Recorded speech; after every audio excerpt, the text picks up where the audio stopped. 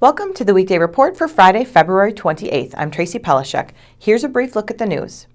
The family of the late Terry Kentcy accepted an award from the Urban League of Racine and Kenosha this morning as part of Black History Month. The Kenosha native was an Army Sergeant First Class who became ill with malaria after a tour of duty in Africa and died at age 35 in 2001. At this morning's event, a plaque was presented to his parents who still live in Kenosha. Some Kenosha County business owners are not in favor of a minimum wage increase, partly because the hike would add pressure when the local economy is just beginning to recover. The Kenosha Area Chamber of Commerce conducted a survey earlier this week and found nearly 62% of respondents indicated they don't support a proposal to raise the federal minimum wage. The chamber has 600 members and 81 responded. See some of their responses on our website. A bill to end the practice allowing law enforcement agencies to investigate their own in-custody deaths got its first public hearing in the state Senate Thursday.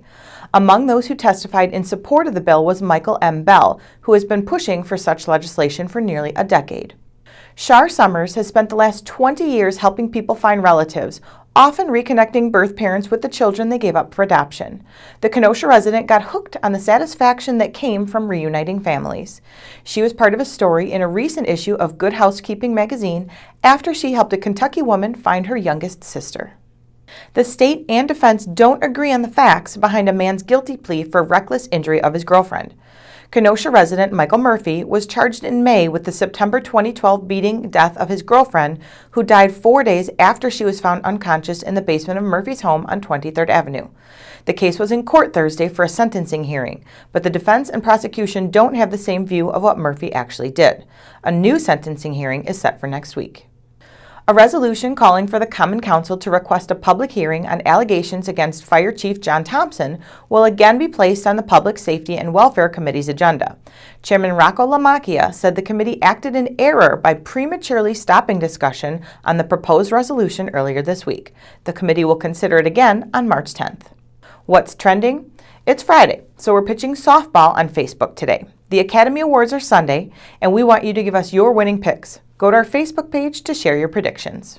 And while we're on the subject, Liz Snyder has a preview of Oscar coverage with a local twist in Sunday's paper. She's up next.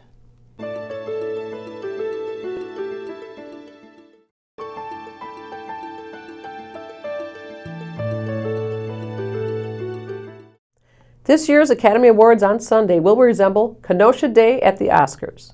We have a Kenosha native, Dan Fornero, playing trumpet in the Oscar Show Orchestra, and 4 local women will be on the bleachers watching all the action on the red carpet before the show.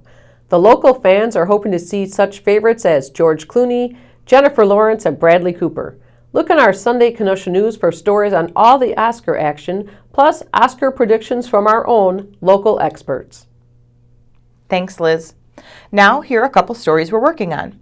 Derek Taylor is in court this afternoon in Waukegan. He's the man who was found guilty of murdering a Bristol woman in Zion. Janine Anderson will be there to bring us that update. And Diane Giles has written about a Lenten mission at St. Mary Catholic Church, featuring speaker Daniel Scholes, a dean at Cardinal Stritch University in Milwaukee. Pick up a copy of the Kenosha News and check kenoshanews.com for all the details on these stories and more. I'm Tracy Pelishek with the Weekday Report.